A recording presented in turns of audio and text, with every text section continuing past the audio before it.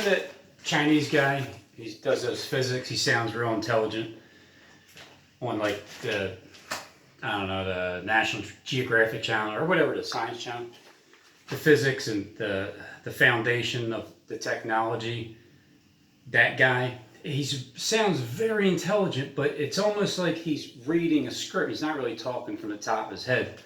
But if you wanted to know anything about physics and the impossibilities of it, I'll do the best I can to try to explain what I know, because most of science fiction, in fact, well, within the laws of physics anyway, but possibly within maybe 100 years, and then we have impossibilities that may take up to like 1,000 years.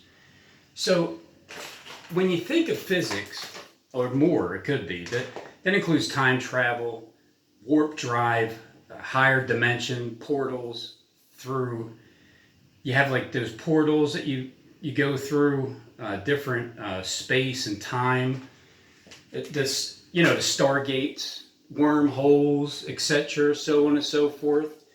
I mean, it's, if you were to meet like your grandparents at the year, say 1900, they were dirt farmers back then, and they didn't live much beyond the age of 40. I mean, on average, the long distance communications.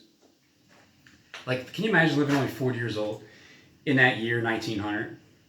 Well, as they were yelling at your neighbor, and if they could see you now, like right now, with iPads and satellites and GPS and laser beams and how would they view you, huh? How would they view you now? So they would view you as a wizard or even a sorcerer at that. However, if we can now meet our grandkids of the year, say 2100, how would we view them? Again, I'm just trying to remember stuff off the top of my head. We would view them as gods. Yeah, I'd say ye are gods. Like in Greek mythology, Zeus could control objects like around, like Zeus controls the objects around him by pure thought, and materialize objects just by thinking, like off the top of your head. And there are perks to the beginning of God, the Greek, when Venus had a perfect body, a timeless body, and we are beginning now to unravel the genetics at the molecular level. Yeah, is that the word? Molecular level of the aging process. And then Apollo, right? Apollo, he had a chariot, and he could ride across, the heavens. He could ride across the heavens. We will finally see that when it like a car that we've always wanted to have in our garage. I want to have a lot of cars in my garage. By the year 2100, we will have the power of the gods. That's right, we will. So, to Ferris's author, you remember that guy C. Clarke? Any sufficiently advanced technology is indistinguishable from the Pharisees. I think was it the Pharisees? No, it was a phrase from the divinity is what it was. I can't believe I remember all this stuff, because again, I just right off the top of my head, So anyway, let's now begin our story. So, the history of physics. All right, the history of physics is the history of modern civilization. Before Isaac Newton, before who else was it? Again, on the top of my head, Galileo. We were shrouded with the mysteries of superstition, because people believed in all like sorts of different kinds of spirits and demons. We made the planets move, huh? Yeah, we made the planets move. That's right. Why do things interact with other things? Like it was a mystery. So back in the Middle Ages, for example, people read the works of Aristotle, was that Aristotle? Yeah, he asked the question: why do objects move toward the Earth? And that's because, well, there are no objects in it.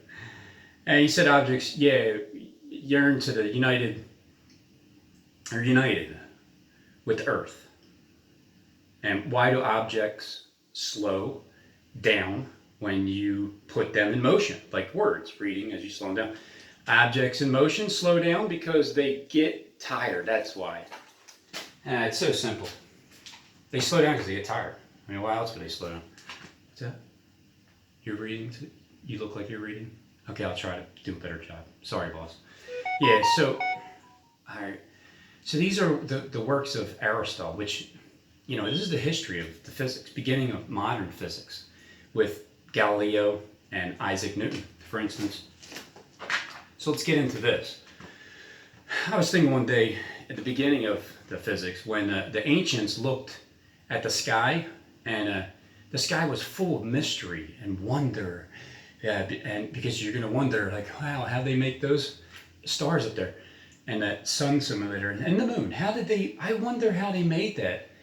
And so in the year 1066, I think it was, the most important date on the British calendar, yeah, it was, there was a comet, not like a comet in the comet section, but like a comet was coming to the Earth it sailed over the Battle of Hastings. It frightened the troops of kings. It frightened the troops of King. What was his name? Come on. What happened? You just bear with me here while the Battle of Hastings. That's what it is. I couldn't think of it. I was trying to think so hard. Creating the modern British monarchy. Yeah, that's what it was. It was the modern monarchy. But the question is, where did the comet come from? What was the comet that was mysteriously... What was this comet that was mysteriously paved? It paved the way for coming of the British monarchy. So, what was that? It's like, I believe it. Believe it or not, I don't really care, whatever. But the same comet, that very same comet, that it initiated the British monarchy. So it sailed over London. If anybody remembers, it sailed over London once again in I think it was 1682. This time, everyone was asking a question, yeah. Where do comets come from? At 70 technology, do they signal the death of the king?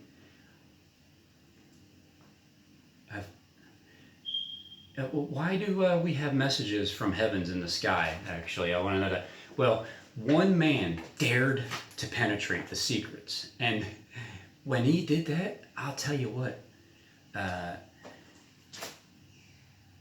of the comets, like with how it really is, and that was Isaac Newton. In fact, when Isaac Newton was only 23 years old, get this, he stumbled upon the universe of gravitation. You know that thing they tell us we have when you go into outer space? According to one story, he was walking on his estate I think he lived in Woolsherps. Yeah, that's what it was, Woolsherps. And he saw an apple, right? So he looked down, he picked up this apple fell. Then Isaac Newton saw the moon, right? And then he asked the key question, which helped. How the fuck did they make that? And then to unlock the heavens, if apples fall, does the moon also fall? And, obviously the answer is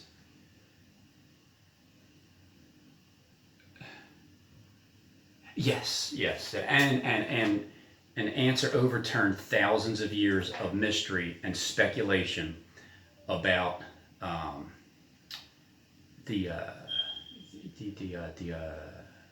you know the motion of the heavens is you know because the moon is free fall, just like an apple. You just drop an apple, the moon just turn the light off, it goes away. You know, or just stop flying, turn the light off. Just turn the light off, nobody will see you flying. So, you know, I got to go. I spent enough time on this with the physics end of everything.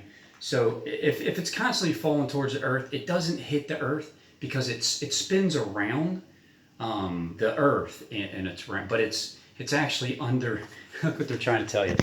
Oh man, yeah. So that's basically what happens with the Earth. So it's nice talking to you.